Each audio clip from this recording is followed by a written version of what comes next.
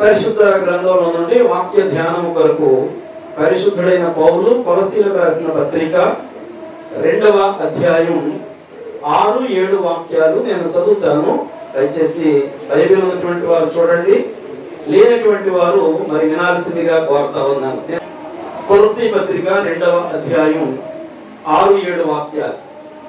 కావున మీరు ప్రభువైన క్రీస్తు యేసును అంగీకరించిన విధముగా ఆయన యందు వేరుపారిన వారై ఇంటి వలె కట్టబడుచు, మీరు నేర్చుకున్న ప్రకారముగా విశ్వాసమందు స్థిరపరచబడుచు, కృతజ్ఞతాస్తుతులు చెల్లించుట యందు విస్తరించుచు ఆయన యందుండి నడుచుకొనుడి. దేవుడు ఈ మాటలు మన వినికిలో దీవించి ఆశీర్వదించునుగాక. ప్రార్థన చేసుకుందాం. ప్రేమ కలిగిన ప్రియ పరలోకపు తండ్రి, పరిశుద్ధుడైన మా దేవ, వందనాలు, స్తుతులు, స్తోత్రాలు చెల్లించుకుంటూ ఉన్నాం. మీ యొక్క కృపను బట్టి రాత్రికాల సమయంలో ఈ దీన గృహం దగ్గర మేము కలిగి ఉన్నటువంటి ఈ కూడికను బట్టి మీకు వందనాలు చెల్లించుకుంటూ ఉన్నాం.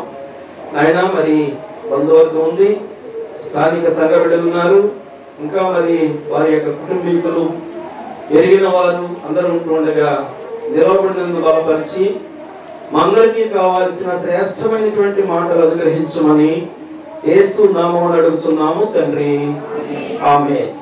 ప్రియ దేవుని బిడ్డలారా, చదువుకున్నటువంటి వాక్య భాగంలో అపోస్తలుడైనటువంటి పౌలు గారు కొలసీ సంఘానికి మాటలు తెలియజేస్తా ఉన్నాడు. ఎందుచేత మరి కొలసీ సంఘానికి మాటలు చెప్తా ఉన్నాడంటే, సంఘం మంచి సంఘమే, సంఘము చాలా గొప్ప సంఘమే, జ్ఞానవంతులు ఉన్నటువంటి సంఘం, మరి చక్కటి సంఘం, అన్ని విషయాల్లో వాళ్ళు ముందుంటారు. అయితే కొన్ని లోటులు వాళ్ళలో గమనించినటువంటి ఈ పౌలు గారు వాళ్ళని హెచ్చరిక చేస్తూ ఈ మాటలు వాళ్ళకి తెలియజేస్తా ఉన్నాడు. మొదటిగా మరి ఈ మాటల్లో ఉన్నటువంటి శ్రేష్టమైనటువంటి సంగతులు 7 విషయాలు మనం జ్ఞాపకం చేసుకుందాం. 7 విషయాలలో మొదటిది అదే ఆ 2 వచనాలు ఉన్నటువంటి వాటిలోనే మనం జాగ్రత్తగా ఎన్నుకుంటే చక్కటి మాటలు మనకు కనపడతా ఉంటాయి. మొదటిగా క్రీస్తును అంగీకరించుట. బైబిల్ ఉన్నటువంటి వారు మీరు దాంట్లో చూడవచ్చు, క్రీస్తును అంగీకరించుట. రెండవది అంటాడు క్రీస్తు యేసునందు వేరుపారి జీవించాలి అంటా ఉన్నాడు. మూడవదిగా ఇంటి వలె కట్టబడాలి అంటా ఉన్నాడు. నాలుగవదిగా విశ్వాసములో స్థిరులుగా ఉండండి అని చెప్తా ఉన్నాడు. ఐదవదిగా క్రీస్తును బట్టి ఆయన మార్గంలో నడుచుకోండి అంటా ఉన్నాడు. ఆరవదిగా మనం జ్ఞాపకం చేసుకుంటే విస్తరించి దేవుని యొక్క కార్యాలు చేయమంటా ఉన్నాడు. విస్తరించి దేవుని కార్యాలు చేయాలి. ఏడవదిగా కృతజ్ఞతాస్తుతులు చెల్లించుడి అంటా ఉన్నాడు. క్రైస్తవ విశ్వాస జీవితంలో మనం ఎన్ని ఆధ్యాత్మికమైనటువంటి కార్యక్రమాలు, ఎంత క్రమమైనటువంటి రీతిలో విశ్వాసంలో ఎదుగుతూ ఉన్నప్పటికీ కూడా కృతజ్ఞత అనేటువంటిది తప్పకుండా చెల్లించాల్సినటువంటి బాధ్యత ప్రతి క్రైస్తవుని మీద ఉంది. కాబట్టి ఈ చదువుకున్నటువంటి లేక మనకి ఇవ్వబడినటువంటి 7 అంశాల్లో మరి మొదటిగా మనం జ్ఞాపకం చేసుకున్నట్టయితే ఒక్కొక్క అంశాన్ని గురించి మనం జ్ఞాపకం చేసుకుందాం. మొదటిగా యేసుక్రీస్తును అంగీకరించుట అంటా ఉన్నాడు. మనందరం కూడా యేసుక్రీస్తును మన సొంత రక్షకుడుగా అంగీకరించినటువంటి వారంగా ఉన్నాం. ఒక్కసారి ఎంతమంది యేసు ప్రభువును మీ సొంత రక్షకుడుగా అంగీకరించారో ఒకసారి చేతులు ఎత్తుతారా? రైట్, అందరూ ఉన్నాం. సరే, ఇక్కడ మరి యేసుక్రీస్తును అంగీకరించుట, యాక్సెప్ట్ జీసస్ క్రైస్ట్. ఆయనను ఎందుకు మనం అంగీకరించాలి అనగా రక్షణ పొందడానికి యేసుక్రీస్తును మనం అంగీకరించాలి. యేసు ప్రభువును సొంత రక్షకుడుగా అంగీకరిస్తే మనం ఏంటో మనకు తెలుస్తుంది, మనం ఎవరమో మనకు అర్థమవుతుంది. అసలు మనమేంటో మనకి ఈ ప్రభువును అంగీకరించక ముందు మనమేంటో మనం ఎవరమో మనకి ఎరుకలేనటువంటి వారంగా, తెలివి లేనటువంటి వారంగా బ్రతుకుతూ ఉండగా, ప్రియ దేవుని బిడ్డలారా, యేసు ప్రభువును మనం అంగీకరించినటువంటి దానిని బట్టి మనం ఏంటో మనకు అర్థమయ్యింది. రెండవదిగా మనం జ్ఞాపకం చేసుకున్నట్టయితే వ్యక్తిగత ఎదుగుదలలో మనలో ఉండేటువంటి లోపాలు మనకి కనపడతా ఉంటాయి. ప్రభువుని అంగీకరిస్తే మన యొక్క వ్యక్తిగత జీవితంలో, దైనందిన జీవితంలో మనలో ఉండేటువంటి లోపాలు మరి మనకి కనపడేటువంటివిగా ఉంటాయి. మూడవదిగా ప్రభువును అంగీకరించేటువంటి వారికట మరి చేసినటువంటి ప్రతి తప్పిదము కొరకు కూడా పశ్చాత్తాపపడేటువంటి ఆలోచన, జ్ఞానము, ఆ బుద్ధిని మరి దేవుడు ఇచ్చేటువంటి వాడుగా ఉంటాడు. కాబట్టి లోక సంబంధమైనటువంటి జీవితం నుంచి ఆత్మ సంబంధమైనటువంటి జీవితానికి మనం మరి రాగలిగినప్పుడు, పరిశుద్ధులుగా మనం జీవిస్తూ ఉన్నప్పుడు మన యొక్క పరిపూర్ణమైనటువంటి వ్యక్తిత్వంలో మార్పు వస్తా ఉంది. ఎప్పుడైతే మనం ప్రభువుని అంగీకరించామో ఆ మరుక్షణమే మనలోనట పరిపూర్ణమైనటువంటి మార్పు.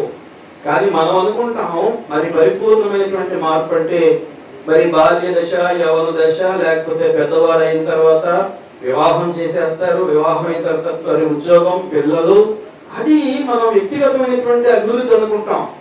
కానీ ప్రభు యొక్క పిల్లలంగా మనలో ఒక మార్పు ఎక్కడ వస్తుందంటే ఆయనను అంగీకరించినటువంటి దినాన పరిపూర్ణమైనటువంటి మార్పు. ఎప్పుడైతే మనం ప్రభువుని అంగీకరించామో ఒక క్రమమైనటువంటి రీతిలో మనల్ని మనం మరి లోపరుచుకొని ఎదుగుతూ ఆ లోక సంబంధంగా అభివృద్ధి ఫలాలు పొందుకుంటాం. ఆత్మ సంబంధమైనటువంటి అభివృద్ధి ఫలాలు కూడా మరి మనం పొందుకునేటువంటి వారుగా ఉంటాం. యేసు ప్రభువును అంగీకరించడం వల్ల మన యొక్క అలవాట్లు మారిపోతాయి. యేసు ప్రభువును అంగీకరించడం వల్ల మన పనులు లేక మన క్రియలు మారిపోతూ ఉంటాయి. యేసు ప్రభువును అంగీకరించడం వల్ల మన బ్రతుకులో కూడా మార్పు చేస్తూ ఉంటుంది. అంతకు ముందు వరకు మనం మాట్లాడేటువంటి మాట వేరుగా ఉంటది, ప్రభువును అంగీకరించిన తర్వాత మన మాట విధానం వేరుగా ఉంటది. అంతకు ముందు వరకు మనం కలిగినటువంటి కుటుంబ వ్యవస్థలో ఉన్నటువంటి జీవితం వేరుగా ఉంటది, ప్రభువును అంగీకరించిన తర్వాత మన జీవితంలో ఉండేటువంటి మరి నడవడిక మరి వేరుగా ఉంటది. ఇంకా మరి యొక్క ప్రభువును అంగీకరించాలి. ఎలా అంగీకరించాలి? ఆయన ఎప్పుడో 2000 సంవత్సరాలు మరి క్రితం మరి లోకానికి వచ్చాడు. ఆయన చేయాల్సినది కార్యం అంతా చేశాడు. మరలా తిరిగి తండ్రి దగ్గరికి వెళ్ళిపోయాడు కదా. మనం ఎలా అంగీకరించాలి చూడండి ఒకసారి. రోమాపత్రిక 10వ అధ్యాయం 9వ వాక్యంలో, రోమాపత్రిక 10వ అధ్యాయం 9వ వాక్యంలో, యేసు ప్రభువుని నీ నోటితో ఒప్పుకొని దేవుడు మృతులలో నుండి ఆయనను లేపెనని నీ హృదయమందు విశ్వసించిన ఎడల నీవు రక్షింపబడుదువు. యేసు ప్రభువుని నీ నోటితో ఒప్పుకోవాలి. ఒప్పుకోకపోతే మరి ఏ రకమైనటువంటి లాభము కూడా నీకు ఉండదు. ఎలా ఒప్పుకోవాలట? ఆయన నీవే నా రక్షకుడు, నీవే నన్ను కాపాడేటువంటి వాడవు, నీవు నా కొరకు ఈ లోకానికి వచ్చావు, బలియాగమైపోయావు, అందరిలాగా చనిపోయినటువంటి వాడుగా లేవు, కానీ నీవు మరలా తిరిగి లేచినటువంటి వాడుగా ఉండి నా కొరకు శ్రేష్టమైనటువంటి స్థితిని మరి ఏర్పాటు చేసినటువంటి వాడుగా ఉన్నావు అనేటువంటిది విశ్వాస సంబంధమైనటువంటి స్థితిలో. ఎలా ఉంటుంది విశ్వాసం? ఒక తండ్రి బయటికి వెళ్ళాడు, ఆ బిడ్డ కనిపెడతా ఉంటాడు. ఎందుకంటే వెళ్ళేటప్పుడు చెప్తాడు, నాన్న నాకు చాక్లెట్లు కావాలనో లేకపోతే పెన్ను, పెన్సిల్, పుస్తకం కావాలని చెప్తాడు. తండ్రి ఏ సమయానికి వచ్చినప్పటికీ కూడా ఆ బిడ్డ ఏ రీతిగా కనిపెడతా ఉంటాడు అనగా నమ్మిక, విశ్వాసం. అదే విశ్వాసం మనం కూడా క్రీస్తు ప్రభువునందు కలిగి ఉండాలి. ఆ విశ్వాసము ద్వారా మనం రక్షణ పొందుతాం. ఈ రక్షణ అనేటువంటిది మనల్ని తండ్రి దగ్గరకు మరి తీసుకొని పోయేటువంటిదిగా మరి కనపడతా ఉంది. క్రీస్తు ప్రభువును అంగీకరించడంలో మరి కొన్ని ఒప్పుకోలు ఉంటాయి. ఏంటంట? ఏమిటి మనకి క్రీస్తు ప్రభువును అంగీకరించడంలో ఉండేటువంటి లాభాలనంటే ఈ రోమాపత్రికలోనే 10వ అధ్యాయం 10వ వాక్యంలో, ఏలయనగా నీతి కలుగునట్లు మనుష్యుడు హృదయములో విశ్వసించును, రక్షణ కలుగునట్లు నోటితో ఒప్పుకొనును. నీతి కలుగునట్లు విశ్వాసం, రక్షణ కలుగునట్లు ఈ రెండు జరగాలి. ఈ రెండు కూడా ఒకదాని వెంబడి ఒకటి వెళ్ళడం కాదు, రెండు ఒకేసారి జరగాలి. వివాహం చేసేటప్పుడు మరి వివాహానికి ముందు ఒకళ్ళు చూసి అన్ని రకాల ఎంక్వైరీలు అయిపోయిన తర్వాత ఒక నమ్మికకు, ఒక స్థిరమైనటువంటి ఆలోచనకు వస్తారు. వచ్చిన తర్వాత ఏం చేస్తారు? వేదిక మీదకి తెచ్చుకొని అక్కడ మరి ఎవరో ఒక పెద్ద ఆయన కూర్చోబెట్టుకుని వాడితోటి ఒప్పందాలు చేసి ఆ కార్యక్రమాన్ని ముగిస్తారు. అనగా విశ్వాసం ముందు ఒక ఎంక్వైరీ జరిగింది. మనం కూడా యేసు ప్రభువుని గురించి కొన్ని ఎంక్వైరీలు చేసుకుంటాం. ఏంటి, ప్రభువుని నమ్ముకోవటం వల్ల నాకు వచ్చేటువంటి మరి మేలేంటి, లాభం ఏంటి? ఈ లోకంలో నాకంటే అనేక మంది ఇంకా సంతోషంగా జీవిస్తా ఉన్నారు కదా, మరి ఈయనను బట్టి నాకేంటి ప్రత్యేకమైనటువంటి స్థితి మరి దొరికేటువంటిదిగా ఉంది అనేటువంటి ఒక ఆలోచన మనం కలిగి ఉండాలి. ప్రియ దేవుని బిడ్డలారా, నీతి తర్వాత మరి రక్షణ, ఈ రెండు కూడా కేవలము యేసు ప్రభు ద్వారా మాత్రమే మరి మనకి కలుగుతాయనేటువంటి మాట తెలియజేస్తా ఉన్నాడు. ఎవరికి ఈ రక్షణ? అదే అధ్యాయం 12వ వాక్యం చదవండి ఎవరైనా ఒకసారి. అదే అధ్యాయం 12వ వాక్యం చదవండి. యూదుడని గ్రీసు దేశస్థుడని భేదము లేదు. యూదుడట, యూదుడు అనగా ప్రత్యేకించబడినటువంటి వాడు, దేవుని చేత మరి ఏర్పాటు చేయబడినటువంటి వాడు. దేవుడు తన బిడ్డలుగా వాడిని ప్రత్యేకించుకొని వారికి అనేకమైనటువంటి ఆశీర్వాదాలు ఇవ్వాలనుకున్నాడు. వాళ్ళు గ్రహింపు లేని వారిగా ఉన్నారు. రెండవదిగా గ్రీసు దేశస్థుడు అనగా అన్యుడైనటువంటి వాడు, అనగా ఏ రకమైనటువంటి భయం లేకుండా బ్రతికేటువంటి వాడు, ఏ రకమైనటువంటి మరి భేదం లేకుండా తన ఇష్టానుసారంగా బ్రతికేటువంటి వాడు, అనగా ఏర్పాటు చేయబడినటువంటి వాడైనా. రెండవదిగా తన ఇష్టానుసారమైనటువంటి జీవితాన్ని జీవించేటువంటి వాడైనప్పటికీ కూడా ఈ రక్షణ పొందడానికి అర్హత కలిగిన వారిగా ఉన్నారు. అయితే లోకంలో చాలా మతాలు ఉన్నాయి, చాలా మంది దేవుళ్ళు ఉన్నారు. అయితే వాళ్ళందరి దగ్గర కూడా మనలాంటి వారు వెళ్ళి, అయ్యా మేము మీతో పాటుగా మీ దేవుణ్ణి ఆరాధిస్తామంటే మీరు లోపలికి రావడానికి వీలు లేదని చెప్పేటువంటి పరిస్థితులు ఉన్నాయి. అయితే యేసు ప్రభు దగ్గర అలాంటి భేదము లేనే లేదు. కారణం ఏంటంటే మరి తిమోతి పత్రికలో చెప్తా ఉంటాడు, పాపులను రక్షించుటకు క్రీస్తు యేసు. 1 తిమోతి పత్రిక 1వ అధ్యాయం 15వ వాక్యంలో పాపులను రక్షించుటకు క్రీస్తు యేసు ఈ లోకానికి వచ్చాడని ప్రభు మరి యొక్క పౌలు గారు దాన్ని రూఢిపరుస్తా ఉన్నాడు. అంతకుముందు పౌలు గారు కూడా ఒప్పుకునేవాడు కాదు. పౌలు గారు యూదుడై ఉండి కూడా ఆ విషయాలు ఒప్పుకునేటువంటి వాడు కాదు. అయినప్పటికీ కూడా పౌలు గారట దేవుని చేత పట్టబడినటువంటి వాడుగా, దేవుని యొక్క స్వరాన్ని విన్నటువంటి వాడుగా, దేవుని యొక్క మహిమను చూసినటువంటి వాడుగా, ప్రియ దేవుని బిడ్డలారా, ఆయన మరి ఒక సాక్ష్యం చెప్తా ఉన్నాడు. ఏమనంటే, యూదుడని లేదు, గ్రీసు దేశస్థుడని లేదు, యేసు క్రీస్తు అందరికీ ప్రభువు. కొందరికే ప్రభువు కాదు, ఆయన ఎందరికీ ప్రభువుగా ఉన్నాడు. ఒక్కసారి లూకాసు వార్త 18వ అధ్యాయం 13వ వాక్యం చూద్దాం ఒకసారి. యేసు ప్రభువును సొంత రక్షకుడిగా అంగీకరించాలంటే మరి కావాల్సినటువంటి ఆ యొక్క మరి స్థితి ఏంటో మనం ఒకసారి జ్ఞాపకం చేసుకుందాం. లూకాసు వార్త 18వ అధ్యాయం 13వ వాక్యంలో, సుంకరి దూరముగా నిలుచుండి ఆకాశము వైపు కన్నులెత్తుటకైనను ధైర్యము చాలక రొమ్ము కొట్టుకొంచు, దేవా పాపినైన నన్ను కరుణించుమని పలికెను. ఎవరి సుంకరి? సుంకరి పేరులోనే ఉంది, అందుకే పన్ను వసూలు చేసేటువంటి వాడు. మనం జక్కయ్య సందర్భంలో లూకాసు వార్తలో జ్ఞాపకం చేసుకుంటాం కదా. జక్కయ్య సందర్భంలో అక్కడ యేసు ప్రభు చేత జక్కయ్య పట్టబడిన తర్వాత ఆ చెట్టు దిగినటువంటి జక్కయ్య ఒక మాట అంటాడు. ఏమనంటే, నేను ఎవరి దగ్గరైనా అన్యాయముగా ఏమైనా తీసుకున్నట్లయితే వాడికి ఎన్ని రెట్లు ఇస్తానంటున్నాడు? 4 రెట్లు. అంటే అంత అన్యాయముగా వీళ్ళు పన్ను వసూలు చేస్తారు. అయితే ఆ సుంకరి కూడా మందిరంలోకి వెళ్ళాడు, దేవాలయంలోకి వెళ్ళాడు. ఆ సుంకరి ఆకాశము వైపు కన్నులెత్తుటకు కూడా ధైర్యము సరిపోకుండా ఏమంటా ఉందంటే, చూడండి అక్కడ, సుంకరి దూరముగా నిల్చుండి ఆకాశం వైపు కన్నులెత్తుటకైనను ధైర్యము చాలక రొమ్ము కొట్టుకొంచు, దేవా పాపినైన నన్ను. ఈ ఒక్క ప్రార్థన, ఆ ఒక్క మాటలోనే దేవుడట ఆకాశంలో నుంచి కదిలించబడ్డాడండి. కదిలించబడినటువంటి ఆ ప్రభు అంటా ఉన్నాడు ఏమంటే, ఆ పరిసయుడి కంటే కూడా సుంకరి శ్రేష్టమైనటువంటి వాడు.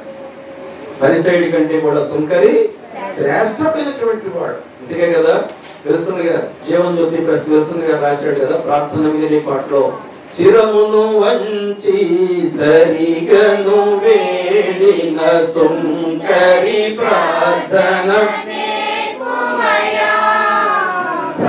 ప్రార్థన వినడి పావనుడా, ప్రార్థన మాకు నేర్పుమయ్యా. శిరాన్ని ఉంచాడు, తల పైకెత్తడానికి కూడా ధైర్యం సరిపోవటం లేదు. కానీ ఈ దినాల్లో ఘోరమైనటువంటి పాపము చేసినటువంటి వారు కూడా ఏం చేస్తారు తెలుసా? తలెత్తుకుని రొమ్ము విరుచుకొని నడుస్తూ ఉంటారు. అయితే అలాంటి వారికి దేవుని దగ్గర స్థానము లేదు. దేవుని బిడ్డలారా, దేవుని దగ్గర మరి మనం ఒక శ్రేష్టమైనటువంటి ఆశీర్వాదాన్ని, ఆ ఫలాన్ని పొందాలి అంటే ఆయన చేత పేరు పెట్టి పిలువబడక్కర్లేదు. ఆయన వైపు చూస్తే, ఆయనను పిలిస్తే, ఆయన దగ్గర మన పాపములు ఒప్పుకుంటే ఖచ్చితంగా ఆయన వాటిని మరి క్షమించి మన కొరకు శ్రేష్టమైనటువంటి స్థితిని ఆయన ఇవ్వడానికి మరి ముందుకు వచ్చేటువంటి వాడుగా ఉన్నాడు. రక్షించబడాలి అంటే ముందు చేయాల్సిన పని పాపములు ఒప్పుకోవాలి. ఏం చేయాలి? పాపములు ఒప్పుకోవాలి. చూడండి ఒకసారి రెండవ దినవృత్తాంతాల గ్రంథం 7వ అధ్యాయం 14వ వాక్యంలో, నా పేరు పెట్టబడిన నా జనులు తమ్మును తాము తగ్గించుకొని ప్రార్థన చేసి నన్ను వెదకి తమ చెడు మార్గములను విడిచిన ఎడల ఆకాశము నుండి నేను వారి ప్రార్థనను విని వారి పాపములను క్షమించి వారి దేశమును స్వస్థపరుచుతున్నాం. ఒక్క వ్యక్తి ప్రార్థన చేస్తేనట దేశమే స్వస్థత వస్తుంది. నిజమే. ఏలియా ప్రార్థన చేస్తే దేవుడు చేసిన అద్భుతం ఏంటి చెప్పండి ఒకసారి అమ్మా. ఎంతకాలం? 3.5 సంవత్సరాలు నో రెయిన్, వర్షం లేదు. దేవుని బిడ్డారా, ఒక్క వ్యక్తి విశ్వాస సహితమైనటువంటి ప్రార్థన, యాకోబు గారు అంటాడు కదా, విశ్వాస సహితమైన ప్రార్థన రోగిని స్వస్థపరుస్తా ఉంది. కాబట్టి ఆ రోగి యొక్క స్వస్థతని బట్టి దేశానికి మేలు జరుగుతా ఉంది. ఎందుకంటే ఒకసారి ఒక వెటర్నరీ డాక్టర్ గారు రాత్రికాల సమయం అయిపోయింది, మంచి వర్షం వస్తూ ఉందట. వర్షం వస్తూ ఉంటే ఆయన కారులో ప్రయాణం చేస్తూ వెళ్ళిపోతా ఉంటే ఆయన దారిలోనట ఒక కుక్క నేల మీద పడి దొర్లుతూ ఆ శరీరాన్ని అంతా కోక్కుంటూ చర్మం ఊడిపోయి నానా రకాలుగా బాధపడతా ఉంటే, చాలా రకాలుగా బాధపడతా ఉంటే ఆ డాక్టర్ గారు వెంటనే కారు ఆపి, అది ఎరగనటువంటి కుక్క అయినప్పటికీ కూడా దాన్ని ఏ రీతిగా స్వాధీనం చేసుకోవాలో స్వాధీనం చేసుకొని దాన్ని గట్ట వైద్యం చేసి వదిలేసాడట. కొద్ది కాలం అయిన తర్వాత వాళ్ళ ఇంటి దగ్గర ఈయన మళ్ళీ ఆఫీస్ దగ్గర హాస్పిటల్ నుంచి వచ్చి పడుకున్న తర్వాత ఆ తలుపు గీకుతా ఉన్న శబ్దం వస్తుందట. కొంతసేపు భయపడి ఉండొచ్చు, దొంగోడు వచ్చాడేమో అని. అలా అయిపోయిన తర్వాత ఇంకా గీకుతా ఉంది, మూలుగులు వినపడతా ఉన్నాయి. ఈ బాగుపడినటువంటి కుక్క చాలా దూరం ప్రయాణం చేసేసినప్పటికీ కూడా ఈ డాక్టర్ గారు అతను బాగు చేసేటప్పుడు అతని యొక్క కారు వాసన, అతని యొక్క శరీరం వాసన గ్రహించి దాన్ని గుర్తు పెట్టుకొని జబ్బుతో ఉన్నటువంటి మరొక కుక్కను తీసుకొచ్చిందట. ఎవరి దగ్గరికి? డాక్టర్ గారి ఇంటికి. దేవునామానికి మహిమ కలుగును గాక. అందుకే కుక్క విశ్వాసం కలగలుగుతూ అంటారు. కుక్కకైనా విశ్వాసం ఉంటది, కానీ దేవుని యొక్క ఆశీర్వాదాలు పొందుకున్నటువంటి మనకు మాత్రం ఏమాత్రము విశ్వాసం అనేటువంటిది లేదు. దినదినము బలహీన పడిపోతూ ఉంటాం, దినదినము లోకానికి లొంగిపోయేటువంటి వారిగా మరి ఉంటూ ఉంటాం. ఇక్కడ మరి ఇశ్రాయేలు ప్రజలను ఉద్దేశించి ఆయన చెప్తా ఉన్నాడు, నా పేరు పెట్టబడిన జనులు తమను తాము తగ్గించుకొని ప్రార్థన చేసి నన్ను వెదకి తమ చెడుతలను విడిచిపెట్టిన ఎడల ఆకాశం నుండి నేను వారి ప్రార్థన విని. ఇప్పుడు ఇక్కడ యేసుప్రభు ఉన్నాడా లేడా? కానీ ఇది చెప్పండి, ఎలా ఉందో చూపించండి, నాకు చూపించండి. వాక్యం చెప్తా ఉంది మత్తయి సువార్త 10వ అధ్యాయం 20వ వాక్యంలో, ఎక్కడ 2-3 నా నామము పేరిట కూడి ఉంటారో ఆయన మన మధ్యలో ఉన్నాడు, మనతో ఉన్నాడు, మనల్ని గమనిస్తా ఉన్నాడు. ఎంతమంది ఇది పెళ్లి వదిలేస్తే బాగుండు అనుకుంటున్నారా? ఎంతమంది ఇంకా కాసేపు కూర్చుందాం అనుకుంటున్నారా? ఎంతమంది గాలేదు కదా ఈ బాధ పడదాం, ఎంత పడతాడని మధ్యలో మరి విడగొట్టేసుకుంటున్నారా వాక్యాన్ని? అన్నీ చూస్తా ఉంటాడు. ఈ దేవుని బిడ్డలారా, అక్కడ చూడండి, ఒక్క వ్యక్తి యొక్క ప్రార్థనను బట్టి దేశాన్నే స్వస్థపరుస్తానంటున్నాడు. అంత ప్రేమ కలిగినటువంటి వాడు మరి మన ప్రభు అయినటువంటి యేసుక్రీస్తు వారు. ఈ స్వస్థత మనం పొందుకోవాలంటే యోహాను సువార్త 15వ అధ్యాయం 5వ వాక్యంలో స్పష్టంగా వాక్యం తెలియజేస్తా ఉంది. ద్రాక్షవల్లిని నేను, తీగెలు మీరు, ఎవడు నా యందు నిలిచి ఉండునో నేను ఎవరి యందు నిలిచి ఉండునో వాడు బహుగా ఫలించును. నాకు వేరుగా ఉండి మీరు ఏమీ చేయలేరు. ఈ లోకము యొక్క అభివృద్ధిని చూసుకొని నన్ను అంగీకరించకుండా మీరు కనుక పక్కదారి పడితే మీకు మీరుగా ఎదిగేటువంటి ప్రసక్తి లేదు అని అక్కడ స్పష్టంగా తెలియజేస్తా ఉన్నాడు. ఎందుచేత తీగ ద్రాక్షవల్లిలో ఉంటేనే ఒక క్రైస్తవ విశ్వాసి ప్రభువుతోటి అంటుకట్టబడి వాక్యములో దినదినము ఎదుగుతూ ఉంటేనే ఆ శ్రేష్టమైనటువంటి ఆ యొక్క ఆత్మను దినదినము చెల్లింప చేసుకునేటువంటి వాడుగా ఆయన ఉంటాడనేటువంటి సత్యాన్ని మరి వాక్యం ద్వారా మనకు తెలియజేయబడతా ఉంది. ఇంకా మరి వాక్యాలు ఉన్నాయి కానీ మరి సమయాన్ని చూసుకోవాలి కాబట్టి నేను రెండవ అంశంలోకి వెళ్తాను. మరి రెండవదిగా క్రీస్తునందు వేరుపారి జీవించాలి. క్రీస్తునందు వేరుపారి జీవించాలి అనగా రూటెడ్ ఇన్ క్రైస్ట్. ఒక విత్తనాన్ని మనం నాటాము. ఆ నేలలో నాటినప్పుడు 3 దినాలకి అది అంకురం వస్తుంది.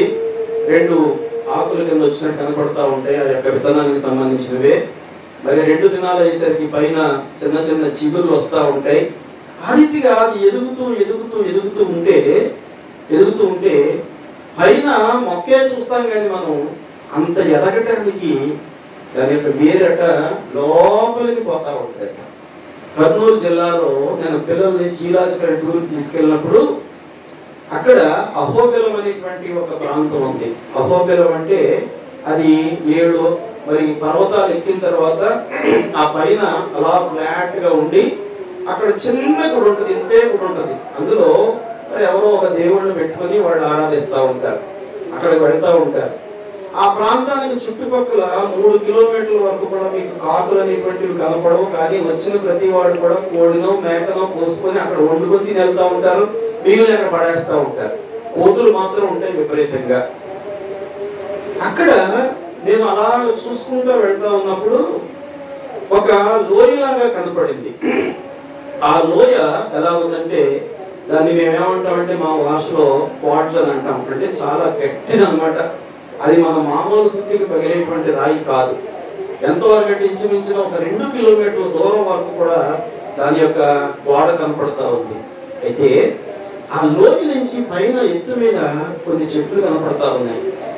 ఆ చెట్ల యొక్క వేర్లు ఎంత లోతుకెళ్ళినాయో తెలుసా? ఇంచుమించుగా పైనుంచి ఆ లోయలోకి నీరు దొరికేటువంటి స్థలంలోకి ఇంచుమించుగా 1 కిలోమీటర్ అంటే ఇంచుమించుగా 1000 మీటర్లు మరి ఆ యొక్క లోతైనటువంటి ఆ గోతులోకి దాని వేర్లు లోపలకు వెళ్ళి ఎక్కడైతే నీరు దొరుకుతా ఉందో అక్కడ ఆ వేరు ఆ నీటిని పట్టుకొని అయినా ఏపుగా పచ్చగా ఎదుగుతా ఉంది. అనగా ఒక మొక్క ఎదగాలంటే నీరు ఏ రీతిగా అవసరమో ఒక వ్యక్తి యొక్క ఆత్మీయ జీవితం మరి ఎదగాలి అంటే, విశ్వాసంలో బలపడాలి అంటే, నిరీక్షణ కలిగినటువంటి జీవితాన్ని మరి మనం కలిగి ఉండాలి అంటే ప్రియ దేవుని బిడ్డలారా వాక్యములో మనం వేరుపారి జీవించాలి. వాక్యంలో వేరుపారి జీవించాలంటే ఏదైనా రెఫరెన్స్ చెప్పగానే టకటక తీసి చదవటం, లేకపోతే చదివితే రెఫరెన్స్ తీయకపోయినా కానీ దాన్ని చెప్పేయటం కాదు. ఆ ప్రకారంగా నడుచుకోవాలి. వాక్యానుసారమైనటువంటి నడవడిక లేకపోతే ఆ యొక్క ఆత్మీయ జీవితంలో ఎదుగుదల అనేటువంటిది ఉండదు.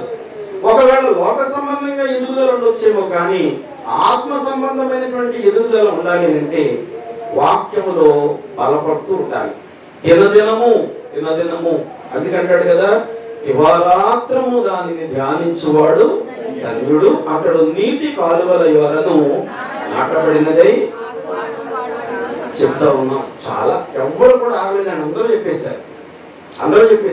ఉదపాటును కనుక ఒక 10 అధ్యాయాల్లో పిసిపెట్టేస్తే అందరికీ మార్పులు వస్తాయి. కానీ ఎంతవరకు దానిని మనం పాటించేటువంటి వారిగా ఉన్నాం. ఇక్కడ నేను మీకు ఒక సందర్భాన్ని జ్ఞాపకం చేస్తాను. ఏమిటి ఆ సందర్భం అంటే, ప్రభు వారు విత్తనానికి సంబంధించినటువంటి ఒక ఉపమానాన్ని చెప్పాడు. ఆ ఉపమానం మత్తయి సువార్త 13వ అధ్యాయంలో, మరి మార్కు సువార్త 14వ అధ్యాయంలో, లూకా సువార్త 4వ అధ్యాయం 8వ అధ్యాయంలో మరి చక్కగా వివరించుకుంటూ వచ్చారు. ఎందుచేత ఈ విత్తనాన్ని పోలినటువంటి దాన్ని ముగ్గురు సువార్తికులు కూడా మన కొరకు మరి రాసి పెట్టారనంటే, రాబోయే కాలంలో విశ్వాసులుగా చలామణి అయ్యేటువంటి వారు అనేక మంది ఉంటారు. విశ్వాసులు అని చెప్పుకుని వారి బ్రతుకును నాశనం చేసుకుంటూ లోకముతోటి మమేకమైపోయి జీవించేటువంటి వారు అనేకులు ఉంటారు. కాబట్టి ఆయన ఈ ఉపమానాన్ని నొక్కి ఒక్కాణించి చెప్తూ ఉన్నటువంటి వాడుగా ఉంటూ ఉన్నాడు. మనం ఒక్కసారి ఆలోచిస్తే, ఒక రైతు విత్తనాలు చల్లాలి అంటే వాటి యొక్క మరి ఎలాగ వాటి యొక్క దాన్ని ఏమంటారు, ఎంత మంచిది అనేటువంటి దాన్ని చూసుకుంటాడు. ఏమైనా సంవత్సరం గారు అంతే కదా, విత్తనం కొనేటప్పుడు మీరు ఏది పడితే కొనేస్తారా? లేకపోతే పోయిన సంవత్సరం 2 ఏళ్ల క్రితం మీ ఇంట్లో పండినటువంటి మీ పొలంలో పండిన పంట తీసుకొచ్చి చల్లేస్తారా? లేదు లేదు, విత్తనం కొరకు ఒక ప్రత్యేకమైనటువంటి మరి పంట సిద్ధపాటు చేస్తారు. ఆ విత్తనంలో ఉండేటువంటి విలువను మనం గ్రహించుకుంటాం. ఇక్కడ మనం జ్ఞాపకం చేసుకోవాలి, ప్రభు వారు చెప్పినటువంటి ఉపమానంలో విత్తనాలు మంచివే, చల్లినటువంటి రైతు కూడా మంచివాడే. గమనించారా? విత్తనాలు మంచివే, చల్లినటువంటి రైతు కూడా మంచివాడైతే ఎక్కడెక్కడ పండియట? ఒక రకం విత్తనాలేమో త్రోవ పక్కన పడిని, రెండవదేమో రాతి లేని మునునేలలో పడిని, మూడవదేమో ముళ్ళ పొదల్లో పడి, నాలుగవది మంచి నేలలో పడింది. కాబట్టి త్రోవ ప్రక్కన పడింది అంటే మనలాంటి వాళ్ళు వెళ్ళేటప్పుడు తొక్కేస్తాం, పక్షులు వస్తే వాటిని ఎత్తికెళ్ళిపోతాయి. రెండవలో పడినటువంటి విత్తనాలు ముళ్ళ పొదలు మరి కనపడతాయి, పైకి బాగానే ఉంటాయి కానీ పచ్చగానే ఉంటాయి కానీ ఎవరిని అవి ఎదగనిచ్చేటువంటివి కాదు. ఎదుగుతూ ఉన్నటువంటి మొక్కని అణిచి పడేస్తా ఉన్నాయి. మూడవది అంటాడు రాతి నేల, కొంతవరకు మందు ఉంది, ఇక వేరు లోపలికి వెళ్దామంటే దానికి కుదరటం లేదు. ఎందుకంటే రాతిలో నుంచి ఏమొస్తుంది, వేడి వచ్చేస్తా ఉంది, వేరు మాడిపోయింది, మొక్క ఎదగటం లేదు. రైతు అనుకుంటా ఉన్నాడు, అయ్యా ఎంత కష్టపడి 3 డబ్బులు పెట్టి తెచ్చానే ఇది ఎదగటం లేదు, ఎంత కష్టపడి ఎన్నో డబ్బులు ఖర్చు పెట్టించానే ఇది అణిచివేయబడతా ఉంది, ఎంత కష్టపడి వేశాను ఏం చాలా విత్తనాలు నాకు ఫలింపు కనపడటం లేదు. అయితే 4వ తరగతి విత్తనాలు ఉన్నాయి, మంచి నేలను పడినటువంటి విత్తనాలు. అవి 30 దంతులుగా, 60 దంతులుగా, 100 దంతులుగా ఫలించింది. విత్తనాలు ఒకవేళ స్థాయిని బట్టి, దాని స్థాయిని బట్టి దేవుడు మీకు రకరకాల తలాంతులు ఇచ్చాడు. మా వెంకట్రావు గారు రాగానే రేపు ఉంటారా మీరుంటే కనుక నాకు రేపు ఏదో చర్చిలో వాక్యం సహాయం చేస్తారంటే, లేదండి పాటలు అయితే పాడుతుందన్నారు. Is a good singer. ఆయన మరి చక్కటి పాటలు కూడా పాడారు, మంచి స్వరం దేవుడు ఇచ్చాడు. దేవుడు ఆయనకు ఆ తలాంతు ఇచ్చాడు. ఆ తలాంతును అభివృద్ధి చేసుకుంటూ ఉన్నాడు. మరొకరికి మరొక తలాంతు, మరొకరికి ఈ రకంగా ఒక్కొక్కరికి అదే చెప్తా ఉంటాడు రోమపత్రిక 12వ అధ్యాయంలో, మీలో ఒక్కొక్కరికి వేరు వేరు తలాంతులు ఇవ్వబడ్డాయి. ఎవడి తలాంతు చొప్పున వాడు కనుక నమ్మకంగా పని చేయాలి. ఆ రీతిగా పని చేయకపోతే దానికి బాధ్యుడవు నీవే. ఒకడికి 30, ఒకడికి 60, ఒకడికి 100 చేద్దాం. ఎటర్ని బిడ్డారా, ఎంతవరకు వాటిని మరి మనం జాగ్రత్తగా భద్రపరుచుకుంటా ఉన్నాం. సరే, ఆ యొక్క దారి పక్కన బండి తీసేయండి, ముళ్ళ పొదల్లో బండి తీసేయండి, తర్వాత మరి రాతి నేల బండి తీసివేయండి. మంచి నేలలో పడినటువంటివి 30, 60, 100 ఫలించాలి కదా. అయితే ఒక్కొక్కసారట ఈ ఫలింపు ఫలిస్తూ ఫలిస్తూ ఫలిస్తూ ఉండగా వాడిలో సాతాను దూరిపోతూ ఉంటాడు. ఎవరు దూరుతాడు? సాతానుడు వచ్చేసి చక్కగా బాగా దూరిపోతూ ఉంటాడు. ఈ సాతానుడు ఎంత భయంకరుడు అంటే 30% ఉన్నటువంటి వాడిని 5% దింపేస్తాడు. వాడి యొక్క కార్యాలు మారిపోతాయి. 60% ఉన్నటువంటి వాడు 10% వచ్చేస్తాడు. 100% ఉన్నవాడు 15% వస్తాడు. పాదిరి గారు అనుకుంటాడు, ఇన్ని ప్రసంగాలు చేశారు, ఇన్ని వాక్యాలు చెప్పారు, ఏమైపోయింది? నాలో లోట, వాడలో లోట. అర్థం కాదు. ఈ సాతాను చేసేటువంటి పని ఎవ్వరికి తెలియదండి. వాడు ఏం పని చేస్తూ ఉంటాడు చూడండి ఒకసారి. మత్తయి సువార్త 11వ అధ్యాయం 24 నుంచి 30 వరకు ఒకసారి గొప్పగా చదవండి ఎవరైనా. మత్తయి సువార్త 11వ అధ్యాయం, లేకపోతే 25వ వాక్యం చదవండి చాలు. మనుషుడు నిద్రించుచుండగా అతని శత్రువు వచ్చి గోధుమల మధ్య గురుగులు విత్తిపోయేను. వాడు అనుకుంటాడు ఏమనంటే, నేను చేయటం వల్ల పాదిరి గారి పేరు వచ్చేస్తా ఉంది. నేను పాటలు పాడుతాను కానీ ఆయన ఏదో 4 మాటలు చెప్పుకుంటాడు సరిపోతుంది. దేవుడు నీకు ఇచ్చిన తలాంతులు కనుక నీవు సక్రమంగా వినియోగించకపోతే దేవుడు ఏం చేస్తాడు తెలుసా? దాన్ని అక్కడతోటి లోపు చేసి పడేస్తాడు. ప్రియ దేవుని బిడ్డారా, సాతానుడు ఎంత శీఘ్రంగా పనిచేస్తా ఉన్నాడంటే, ఎంత త్వరితంగా పనిచేస్తా ఉన్నాడంటే, ఆ ఎదిగేటువంటి 30% 60% కూడా ఎదగనివ్వకుండా నొక్కి పడేస్తా ఉంటాడు. అలాంటి స్థితిలోనే మనం గనక మరి ఎదగగలిగితే, అలాంటి స్థితిలోనే మన స్థాయిని బట్టి మనం ఫలాలు ఇవ్వగలిగితే, దేవుని బిడ్డారా, మనకి ఆశీర్వాదం, మన కుటుంబానికి ఆశీర్వాదం, మన సంఘానికి ఆశీర్వాదం. సంఘాన్ని బట్టి గ్రామానికి, గ్రామాన్ని బట్టి రాష్ట్రానికి, రాష్ట్రాన్ని బట్టి దేశానికి. ఒక్క వ్యక్తి ప్రార్థనకి దేశమే మరి స్తంభించిపోతే, ఎంతమంది ప్రార్థన చేసినప్పుడు మరి ఆ వాక్యాన్ని, ఆ ప్రార్థన దేవుడు వినడా? తప్పకుండా వినేటువంటి వాడుగా ఉన్నాడు. ఆ ప్రార్థన దేవుడు వినాలి అంటే ఆయనలో మనం వేరుబారి జీవించాలి. అప్పుడే నూరంతల ఆశీర్వాదం. మూడవదిగా ప్రతి విశ్వాసి ఒక ఇంటి వలె కట్టబడాలి. ఎలా కట్టబడాలి? ఇంటి వలె కట్టబడాలి. ఇల్లులా కట్టాలంటే చాలా కష్టమండి. నిజమే, చాలా కష్టం, మామూలు కష్టం కాదు. నేను అనుకున్నాను మందిరాన్ని రెనోవేట్ చేద్దాం అనుకుని మొదలు పెడితే చాలా మంది పాపం చాలా రకాలుగా ఆశపడ్డారు. వాళ్ళ వదలే మనం చాలా సంతోషంగా ఉండొచ్చు అనుకున్నారు. కానీ దేవుడు నాకు ఒక రకమైనటువంటి మొండి పట్టుదల ఇచ్చాడు. ఏంటో తెలుసా? అవసరమైతే నా సొంత డబ్బైనా ఖర్చు పెట్టి దేవుని యొక్క సన్నిధిని నిలబెట్టాలి. దేవుని నామాన్ని మహిమ కలుగును గాక. 3 నెలల్లో అయిపోతుంది అనుకున్న పని 11 నెలలు పట్టిందండి. అంటే సాతానుడి మధ్యలో అనేక అవరోధాలు ఇచ్చాడు. పని వాళ్ళకి ఇబ్బంది వచ్చేది, సరుకులు దొరికేవి కాదు, నేను అనుకున్నటువంటి మధ్య ఇలా రకరకాల ఇబ్బందులు. ఏమైనప్పటికీ కూడా దేవుని కొరకు మనం చేయదలుచుకున్నటువంటి పనిని కనుక చేయడానికి మనం పూనుకుంటే, అందుకే అంటాడు కదా, చేయుటకు నీ చేతికి వచ్చిన ఏ పనైనా ఎలా చేయాలట? ఎలా చేయాలి? నీ యొక్క సామర్థ్యము మిగిలిపోకుండా చేసుకోవాలి. ఆ రీతిగా మరి ప్రతి విశ్వాసి కూడా మరి ఇంటి వలె కట్టబడాలి. Build your faith like a house. ఒక ఇంటిని కట్టాలంటే రేపు కొత్త పెళ్లి కొడుకు అనుకుంటాడు ఏమనంటే, దేవుడు నాకు ఉద్యోగం ఇచ్చాడు, మంచి భార్యని ఇచ్చాడు, మంచి అమ్మా నాన్నని ఇచ్చాడు, మంచి మామగారిని ఇచ్చాడు, మంచి అత్తగారిని ఇచ్చాడు, ఇవన్నీ బాగున్నాయి, ఉద్యోగం కూడా వచ్చింది, నెక్స్ట్ ప్లాన్ ఏం వేస్తా తెలుసా? నా భార్య కూడా ఉద్యోగం వస్తే ఓ జీతం దాచేసి ఇల్లు కట్టేసుకోవాలనుకుంటాడు. లోక సంబంధంగా అలాంటి ఆలోచన కలిగి ఉండటం మంచిదే. ఎందుకంటే ప్రతి వారికి కూడా ఒక ఇల్లు కావాలి. యేసు ప్రభు వారితో 12 మంది శిష్యులు ఉదయకాలం అంతా పరిచర్యలో ఉండేవారట.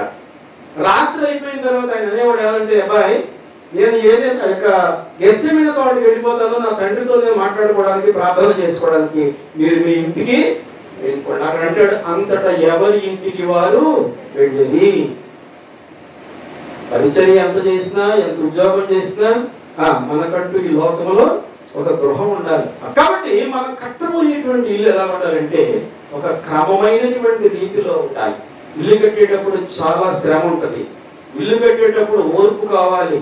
ఇల్లు కట్టేటప్పుడు చాలా మరి ఫలవంతమైనటువంటి మరి వస్తువులు, లేక నాణ్యత కలిగినటువంటి వస్తువులు మరి మనం సంపాదించుకోవాలి. నీ ఆత్మీయమైనటువంటి గృహాన్ని, లేక నీ ఆత్మీయ గృహాన్ని నువ్వు నిర్మించుకోవాలి అంటే, ప్రియ దేవుని బిడ్డలారా, చూడండి, అందులో కావాల్సిన ఏంటో తెలుసా?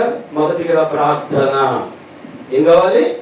ప్రార్థన లేకుండా మీరు ఏ పైన చేశారనుకోండి, ఒకసారట నారాయణుడు అక్కడట ఒక 10,000 ఉన్నాయి క్యాష్ జేబులో పెట్టుకున్నాడు. ముందే లిస్టు తయారు చేసేసుకున్నాడు. ఒక లిస్టు కొండ చెంతాడంత లిస్టు తయారు చేశాడు, జేబులో 10,000 పెట్టేశాడు. ఈ లిస్టు తయారు చేసేటప్పుడు ప్రార్థన లేదు, డబ్బులు జేబులో పెట్టుకునేటప్పుడు ప్రార్థన లేదు, కాళ్ళు చెప్పుల్లో పెట్టుకుని ప్రార్థన చేస్తా ఉన్నాడు. ఏమనంటే, దేవా నేను రాజమండ్రి వెళ్తున్నాను, రాజమండ్రి వెళ్ళి చాలా వస్తువులు కొనాలనుకుంటున్నాను, మంచి లిస్టు తయారు చేశాను, అన్నీ నెంబర్ 1.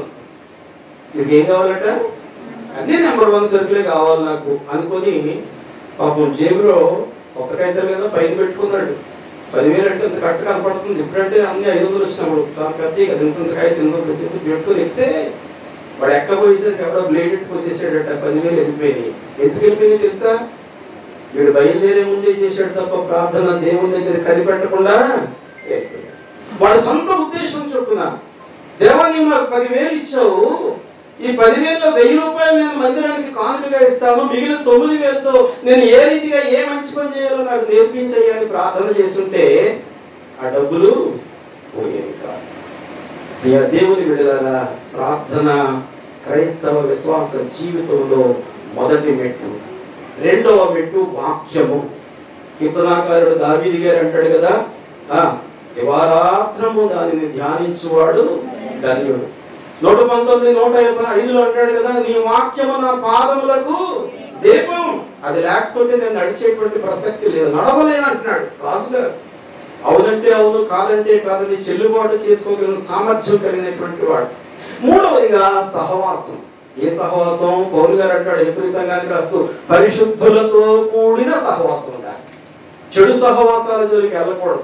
రోడ్డు మీదకి వెళ్తే చాలా సహవాసాలు ఉంటాయి, అది కాదు మనం కలిగి ఉండాల్సినది. విశ్వాసులతో విచ్చోడుగా అనగా కలిసి ఉండేటువంటి వారంగా ఉండాలి. నాలుగవదిగా పొరుగు వారిని ప్రేమించుట. ఏం కావాలట? పొరుగు వారిని ప్రేమించుట. ఎంతసేపు నన్ను దీవించండి, నా భార్యను దీవించండి, నన్ను దీవించండి, నా భర్తను దీవించండి, నా పిల్లలు దీవించండి, నా ఆస్తిని దీవించండి, వాడు చదువు దీవించండి, వాడు అమెరికాలో ఉన్నాడు ఆడిని దీవించండి, వీడు ఆస్ట్రేలియాలో ఉన్నాడు వీడిని దీవించండి, ఆడు అమెరికాలో ఉన్నాడు ఆడి. యేసుప్రభు అంటే రెక్క పట్టుకుని మొత్తం తిరగ తిప్పేస్తాం ప్రపంచం అంతా. కానీ మన పొరుగు వాడు అక్కడ ఆకలి కొని ఉంటే వాడికి ఆహారం పెట్టాం, దప్పి కొని ఉంటే వాడికి దాహమేయం, వస్త్రహీనుడిగా ఉంటే వాడికి ఒక పాత వస్త్రమైనా కనీసం ఇచ్చేటువంటి ఆలోచన లేకుండా, ఈ పాత వస్త్రం ఉంటే మసిపట్టు కింద ఉన్న వాడుకోవచ్చు కదా అనుకునేటువంటి అనేక మంది మరి క్రైస్తవ విశ్వాసుల దినాల్లో కనపడతారు. ఐదవదిగా మరి ప్రభువు యొక్క శ్రమ, మరణ, పునరుత్థానాన్ని జ్ఞాపకం చేసుకోవాలి. ఇప్పుడు ఎన్ని మెట్లు ఎక్కాం మనం? 3లో 5 మెట్లు ఎక్కాం. మీకంటే నాకు ఇంకా ఆతృతగా ఉంది, ఎందుకంటే మళ్ళీ రాజమండ్రి పోవాలి, రేపు వాకింగ్ చూసుకోవాలి, 2 చర్చలు, ఇంకా వేరే ప్రోగ్రామ్స్ ఉన్నాయి. ఏంటంట? ప్రభువు శ్రమ, మరణ, పునరుత్థానాన్ని జ్ఞాపకం చేసుకోవాలి. ఇదే క్రైస్తవ విశ్వాసికి కావాల్సిన ముఖ్యమైనటువంటి స్థితి. ఆరవదిగా దేవుని చిత్తానుసారముగా జీవించడం నేర్చుకోవాలండి.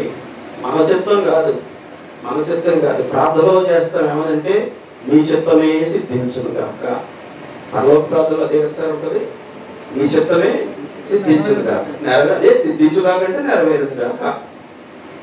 కానీ ఆయన చిత్తానికి ఏమాత్రం కూడా మనం స్థలం ఇచ్చేటువంటి వారంగా ఉండం.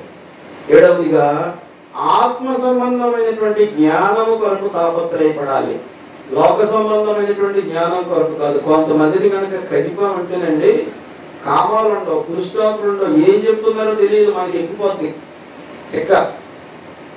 అయితే క్రైస్తవ విశ్వాసులట మితముగా మాట్లాడతారట. క్రైస్తవ విశ్వాసుల గురించి పౌలు గారు అంటాడు ఏమో తెలుసా? మితముగా తినాలి, మితముగా మాట్లాడాలి. ఎందుచేత? విస్తారమైన మాటల్లో ఏముంటదట?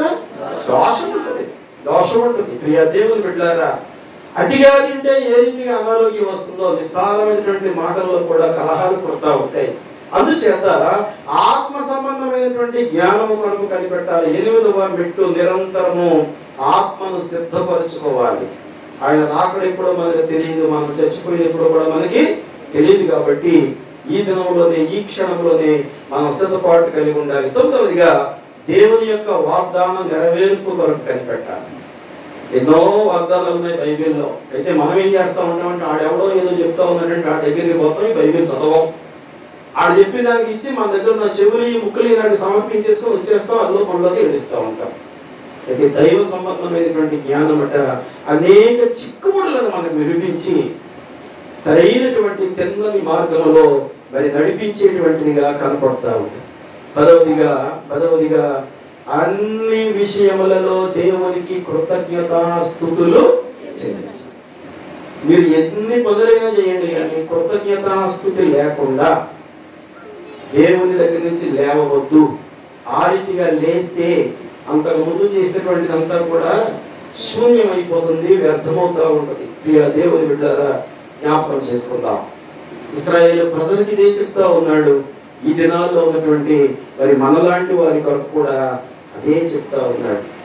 అందుచేత మంచి విత్తనాలు విత్తాలి, మంచి ఫలాలు పొందాలి. గలతీ సంఘానికి పౌలు గారు రాస్తుంటాడు 6వ అధ్యాయం 7వ వచనంలో, మోసపోకుడి, దేవుడు వెక్కిరింపబడు, మనుష్యులు ఏమి విత్తునో ఆ పంటనే. నువ్వు బూతులనే పంట విత్తితే బూతులే కోస్తావు, మోసం అనేటువంటి పంట విత్తితే మోసమే కోస్తావు.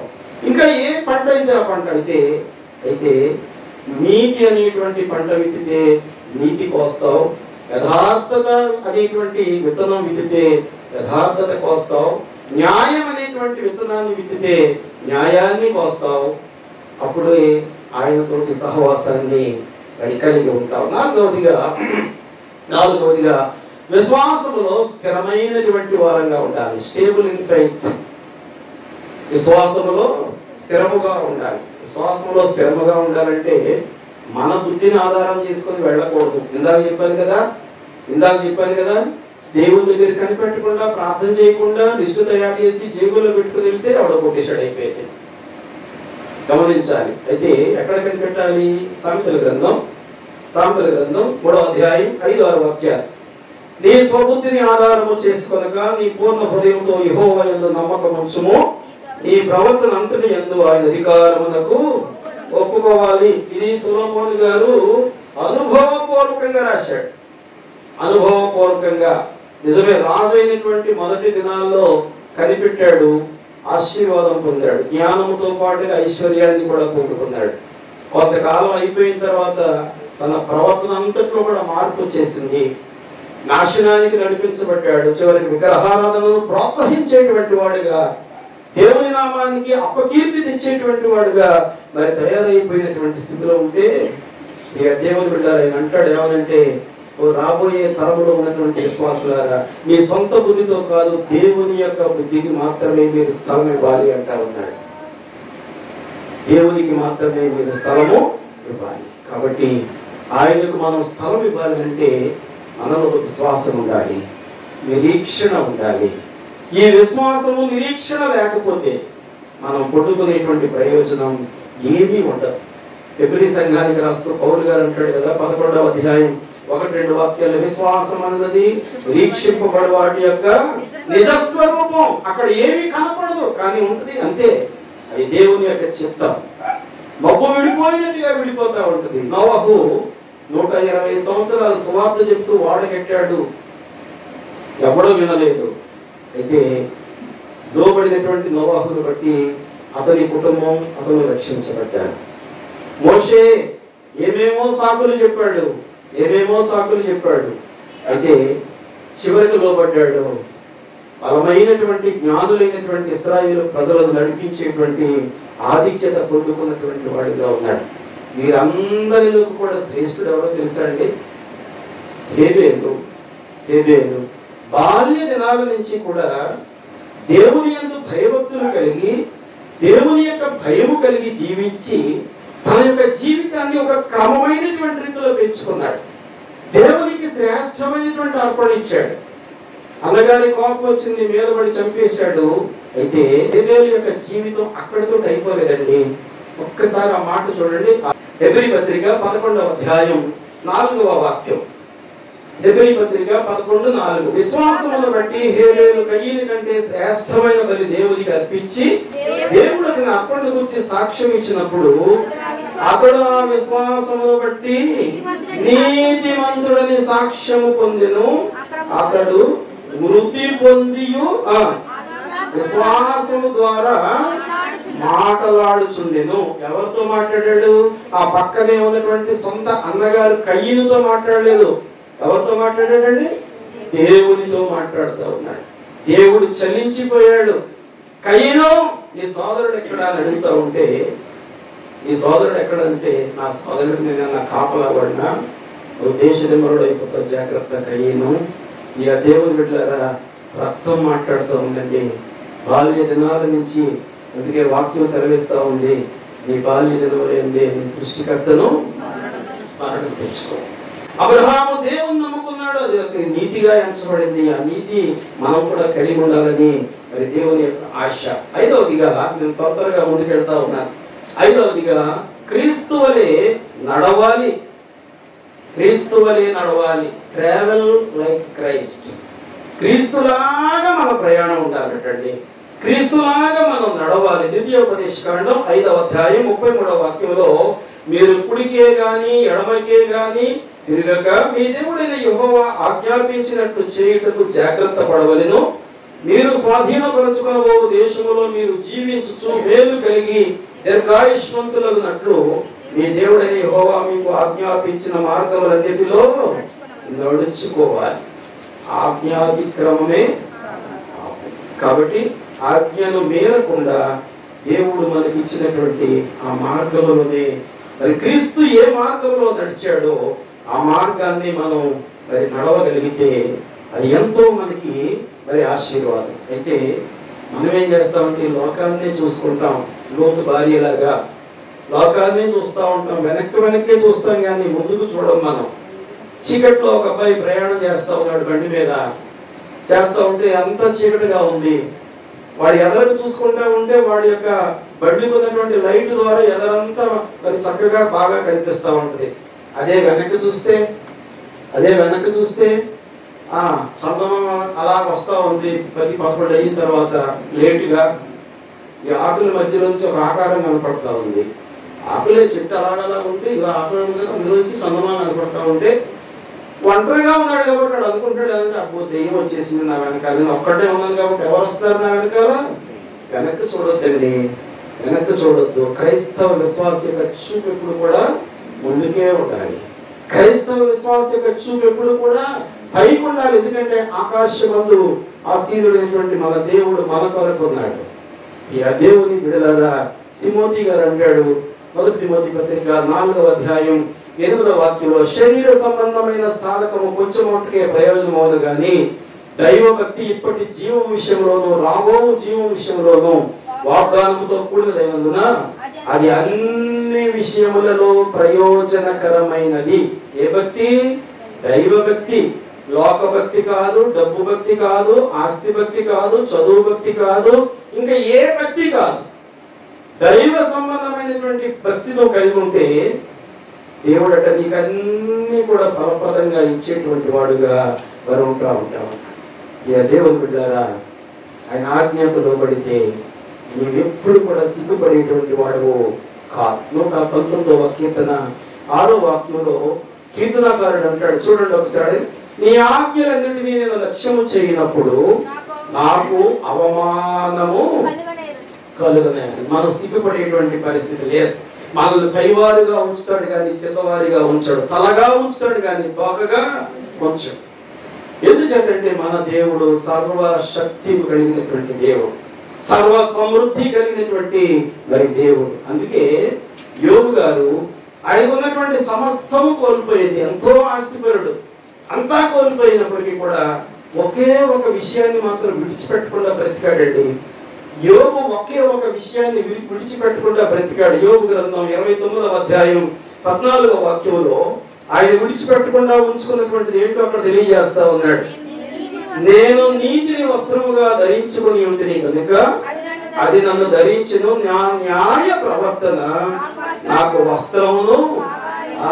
అది చుట్టూ కూడా ఒక ప్రాకారముగా ఆవరించి యోబునట ఎంతగానో ఆశీర్వదించింది. ఎంతగా ఆశీర్వదించాడు ఇంటికి వెళ్ళిన తర్వాత చదవండి.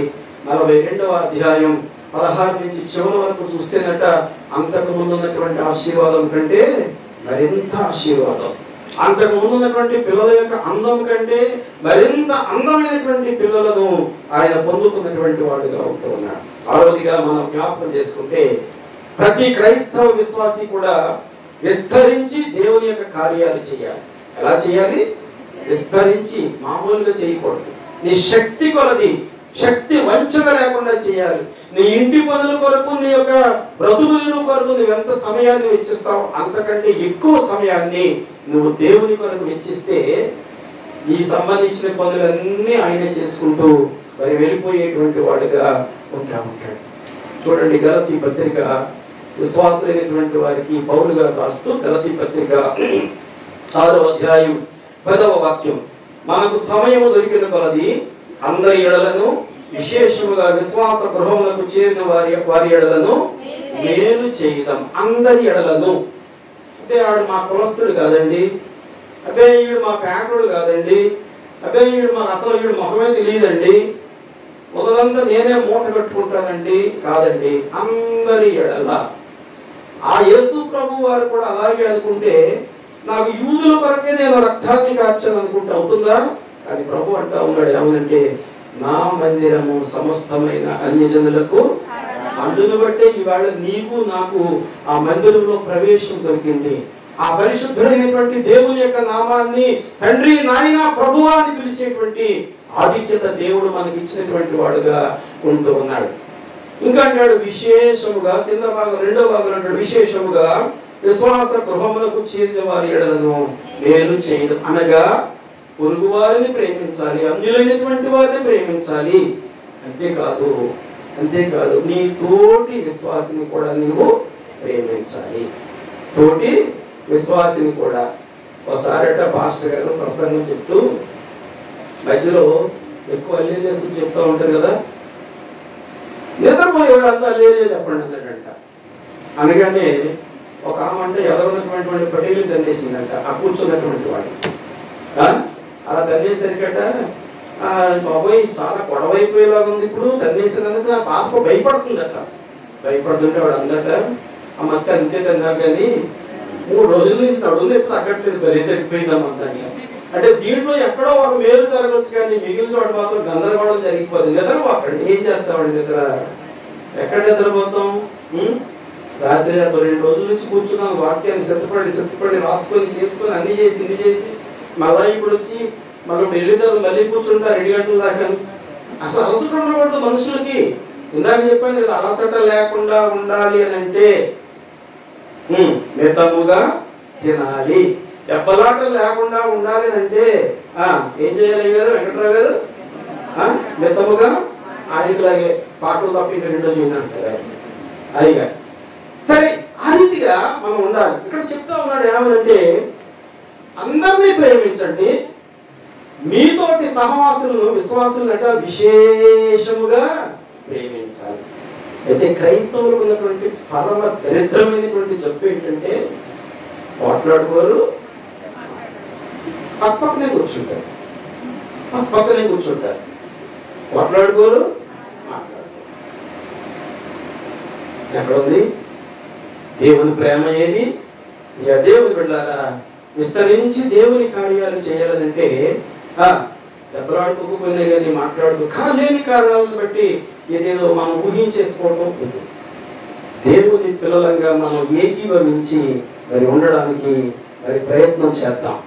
చివరిగా 7వదిగా నేను త్వరగా ముందుకు వెళ్ళాను, చాలా విషయాలు ఉన్నాయి కానీ మరి చివరిగా విశ్వాసులు దేవునికి నిరంతరము కృతజ్ఞత కలిగి కృతజ్ఞతాస్తుతులు చెల్లించాలి, కృతజ్ఞత అర్పణలు చెల్లించాలి. కృతజ్ఞత లేనటువంటి వాడట మనిషే కాదు. ఒక మనిషి అనేటువంటి వాడు మరి ముఖ్యముగా క్రైస్తవ విశ్వాసిగా పేరు పెట్టుకున్నటువంటి వాడు తనను రక్షించినటువంటి దేవునికి కృతజ్ఞత కలిగి లేకపోతే వాడి విశ్వాస జీవితము వ్యర్థం. తెస్సలోనికయ సంఘానికి రాస్తూ పౌలు గారు 1 తెస్సలోనికయ పత్రిక 5వ అధ్యాయం 16 నుంచి 18 వాక్యాలు అంటాడు కదా, ప్రతి విషయంలోనూ కృతజ్ఞతాస్తుతులు చెల్లించుడి, ఇలాగూ చేయుట క్రీస్తు యేసుక్రీస్తునందు మీ విషయంలో దేవుని చిత్తము. ప్రతి విషయంలో కృతజ్ఞతాస్తుతులు చెల్లించుడి. 19వ వాక్యం అంటాడు, చిన్ని మాటల్లో చూడండి అక్కడ, ఆత్మను ఆర్పకుడి. కృతజ్ఞతాస్తుతి చెల్లిస్తా ఉన్నావు అంటే నీ ఆత్మ ఇంకా వెలుగుతా ఉంది, నీ యొక్క ఆత్మలో ఇంకా నూనె ఉంది, నీవు ఇంకా పరిశుద్ధుడిగానే ఉన్నావు.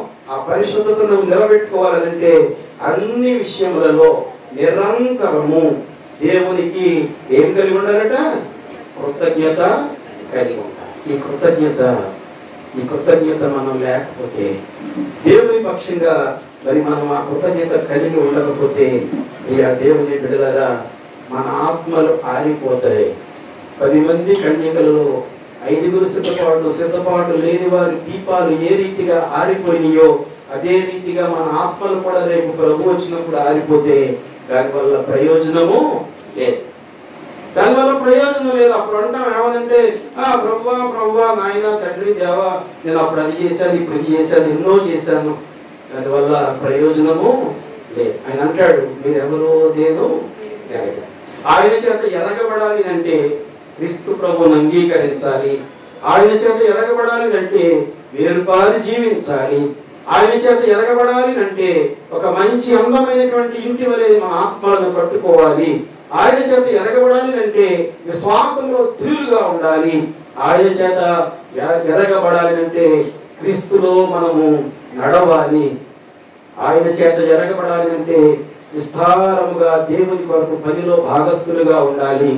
ఆయన చేత ఎరగబడాలి అంటే కృతజ్ఞతా స్తుతులతో ఆయన ఎదుట కనపడాలి. మనం ఏం చేస్తామంటే మేలు పొందే వరకు కృతజ్ఞతా స్తుతులు చెల్లిస్తూ ఉంటాం. మొదలా చెప్తాం జరిగించు తినేస్తామండి. మేలు జరిగిన తర్వాత అంటాం ఏమనంటే ఎవరు ప్రభువా నువ్వు. కానీ అపోస్తుల కార్యాల గ్రంథం 16వ అధ్యాయంలో ఒక ఇద్దరు విశ్వాసులు కనపడుతూ ఉంటారు, పౌలు శీల. ఒళ్ళంతా దెబ్బలు తిన్న తర్వాత, చెరసాలలో వేయబడిన తర్వాత, రాత్రి వేళ ఆ దెబ్బలు బాధతోటి వాళ్ళట దేవుని నామాన్ని స్తుతిస్తా ఉన్నారు. దేవునికి స్తోత్రము గానము చేయుటయే మంచిది మనమంగళము స్తుతి గానము చేయుట అని వాళ్ళు పాటలు పాడుతూ ఉన్నారండి. దెబ్బలు తిన్నటువంటి వాడు పాటలు పాడతాడా? చెప్పాలి. పిల్లలు కూడా 4 దెబ్బలు కొడితే కనుక ఈ పక్కకు పోయి తిట్టుకుంటారు. అమ్మ తిట్టుకున్నావా, కొడతలేదు అసలు, కొట్టనిస్తావా? అలాంటి పరిస్థితుల్లో ఆ పౌలు శీలలు చెరసాల్లో ఉండి మరి దెబ్బలు బాధలతో ఉండి కొండల చేత బిగించబడి దోమలు కొట్టుకోవడానికి లేదు, జనులు పాకేటువంటి ఓపెన్ జైల్. అలాంటి పరిస్థితుల్లో దేవుని నామాన్ని స్తుతిస్తా ఉంటే చలించిపోయాడు దేవుడు. చెరసాల పునాదులు ఒడిగిపోయింది, సంకెళ్ళు విడిపోయింది. ఇక దేవుని బిడ్డలారా ఎనిమిదిగా ఉంది మన యొక్క విశ్వాసపు ఎదుగుదల. మనల్ని మనమే పరీక్షించుకుందాం, పరిశీలన చేసుకుందాం. దేవుడి మాటలు దీవించుగాక. ఆమేన్.